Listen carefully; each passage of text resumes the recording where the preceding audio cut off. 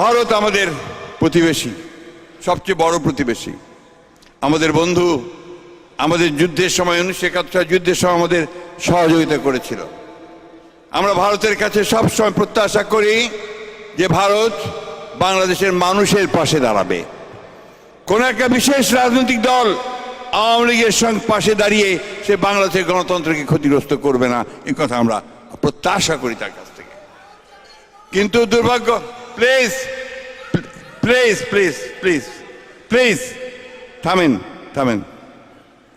আমরা আশা করি যে ভারত তার যে অতীতে এই যে ভুল করেছে এবং বাংলাদেশের মানুষের সঙ্গে যে বিচ্ছিন্নতা সৃষ্টি করেছে, এটাকে তারা কাটিয়ে ওঠার চেষ্টা করবে এবং তাদের এখন যে কার্যকলাপ যারা বাংলাদেশের বিরুদ্ধে করছে সেই কার্যকলাপগুলোকে তারা বন্ধ করবে।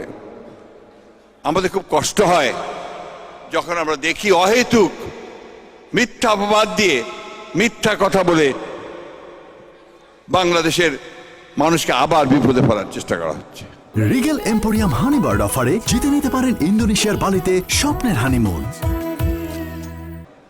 আগরতলার ডেপুটি হাইকমিশনার অফিস আক্রান্ত হয়েছে, কলকাতায় হাই কমিশনার ডেপুটি হাইকমিশনার অফিসে আপনার আক্রান্ত হয়েছে এবং মিছিল নিয়ে আপনাদের সিলেট দিয়ে ঢোকার চেষ্টা করেছে, বেনাপোল দিয়ে ঢোকার চেষ্টা করেছে। এটা কোন ধরনের বন্ধুত্ব? এটা কোন ধরনের প্রতিবেশীর কাজ? আমরা তাই আবারও আজকে এই সভা থেকে ভারতবর্ষকে অনুরোধ জানাতে চাই, তাদের কাছে আমরা নিবেদন করতে চাই যে আপনি অনেক বড় দেশ, কিন্তু তাই বলে এই বাংলাদেশ যে যুদ্ধ করে স্বাধীন হয়েছে, যে সংগ্রাম করে লড়াই করে যে গণতন্ত্রকে আদায় করে নিয়েছে, যারা বুকের রক্ত দিয়ে তাদের অধিকারকে আদায় করেছে, তাদেরকে খাটো করে দেখে বাংলাদেশের বিরুদ্ধে দাঁড়াবেন না, কারণ বাংলাদেশের মানুষ কখনোই তা মেনে নেবে না। আমরা আমাদের